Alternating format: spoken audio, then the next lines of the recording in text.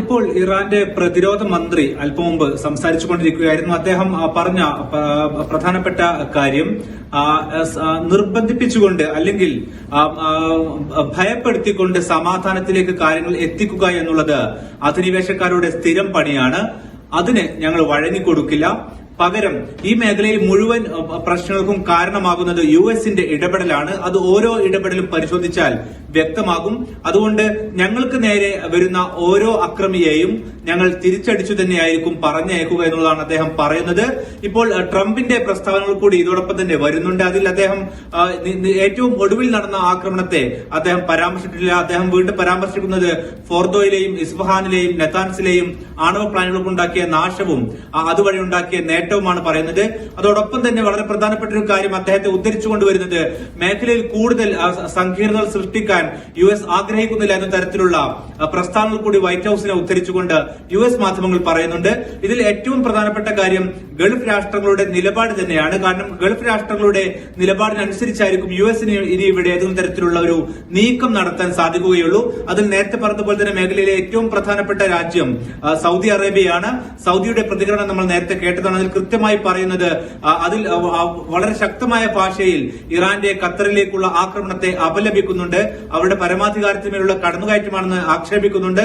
അതോടൊപ്പം തന്നെ ഇറാനെ നിലക്ക് നിർത്താൻ അന്താരാഷ്ട്ര സമൂഹവും ഒപ്പം തന്നെ യുഎൻ ഏജൻസികളും ഇടപെടണമെന്ന് പറയുന്നുണ്ട്.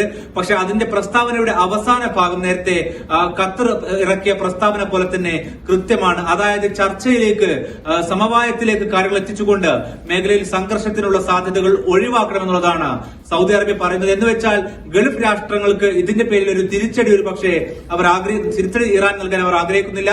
കാരണം ഇറാന്റെ പ്രതികരണം നേരത്തെ വളരെ കൃത്യമാണ്. അവർ പറഞ്ഞത് ഖത്തർ ഞങ്ങളുടെ മിത്രമാണ്, അവിടെയുള്ളത് ഏറ്റവും ഞങ്ങളുടെ മികച്ച സുഹൃത്തുക്കളാണ്, അവരുമായുള്ള ബന്ധത്തിൽ ഒരു കോട്ടം വരുത്തുവാൻ ഞങ്ങൾ ആഗ്രഹിക്കുന്നില്ല.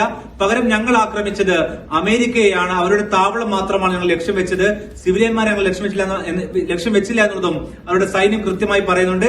അതിന് ആനുപാതികമായിട്ട് തന്നെയാണ് ഖത്തറിന്റെയും പ്രതികരണം വന്നത്.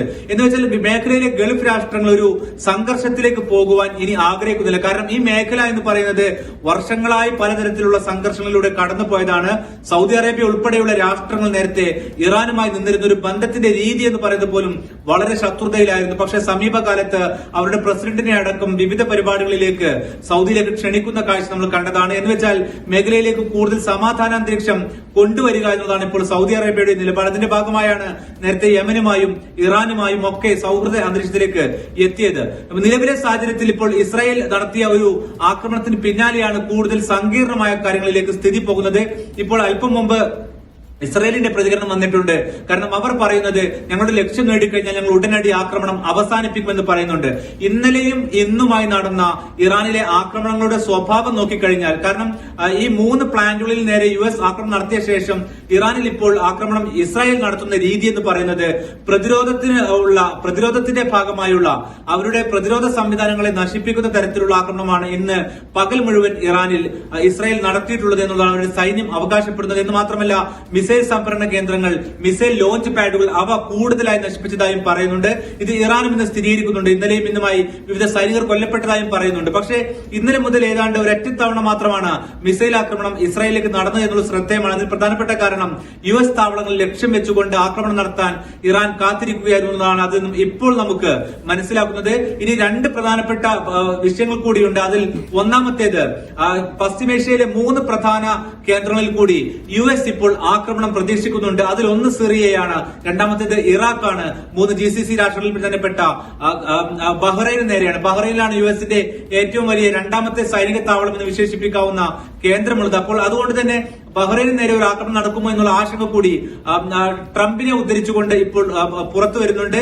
അതുകൊണ്ട് ഇനി ഒരു ആക്രമണം നടന്നാൽ അതിന് കൂടി പ്രത്യാഘാതം എന്നുള്ളത് എന്തായിരിക്കും എന്നുള്ളതാണ് എല്ലാവരും ഒരുപക്ഷെ ആകാംക്ഷയോട് കൂടി കാത്തിരിക്കുന്നത്. കാരണം ഇവിടെ ഇനി ആക്രമണം നടന്നില്ലെങ്കിൽ ഒരുപക്ഷെ പതിയെ ഗൾഫ് രാഷ്ട്രങ്ങൾ കൂടി ഇടപെട്ട് ഒരു സമാധാന വഴിയിലേക്ക് ഇത് എത്തിക്കുമോ എന്നുള്ളതാണ് എല്ലാവരും കരുതുന്നത്. അതേസമയം അതല്ല, കൂടുതൽ ആക്രമണം നടക്കുകയാണെങ്കിൽ അതിൽ ട്രംപിന്റെ നിലപാട് സ്വാഭാവികമായിട്ടും വളരെ വലുതായിരിക്കും. പ്രത്യേകിച്ച് ട്രംപിന്റെ ട്രംപിന്റെ ക്യാമ്പിനകത്ത് തന്നെ മിഡിൽ ഈസ്റ്റിൽ മറ്റൊരു യുദ്ധത്തിലേക്ക് കൊണ്ടുപോകുന്നതിനെതിരെ വലിയ അമർശമുണ്ട്. അതുകൊണ്ട് ഇനിയൊരു യുദ്ധം വേണ്ട എന്നുള്ള സ്വഭാവത്തിലാണ് ട്രംപ് ഇതുവരെ നിന്നത് എന്ന് മാത്രമല്ല അക്കാര്യം അവർ അറബ് രാഷ്ട്രങ്ങൾ വഴി ഇറാനെ അറിയിക്കുകയും ചെയ്തിട്ടുണ്ട്. എന്ന് മാത്രമല്ല ഇസ്രായേൽ പോലും ഇപ്പോൾ കഴിഞ്ഞ 2 ദിവസത്തെ റിപ്പോർട്ടുകൾ പ്രകാരമാണെങ്കിൽ എത്രയും പെട്ടെന്ന് ആക്രമണം അവസാനിപ്പിക്കാനുള്ള ഒരു ശ്രമത്തിലാണ് ഇപ്പോൾ ഉള്ളത്. കാരണം അവർ ഉദ്ദേശിച്ചിരുന്ന ലക്ഷ്യമെന്ന് പറയുന്നത് ഇവരുടെ ആണവ പദ്ധതി ഏറ്റവും ചുരുങ്ങിയത് ഒരു 10 വർഷത്തെങ്കിലും തള്ളിക്കൊണ്ടു പോകുന്നതാണ്. അത് ആ ലക്ഷ്യം പൂർത്തീകരിച്ചു എന്ന്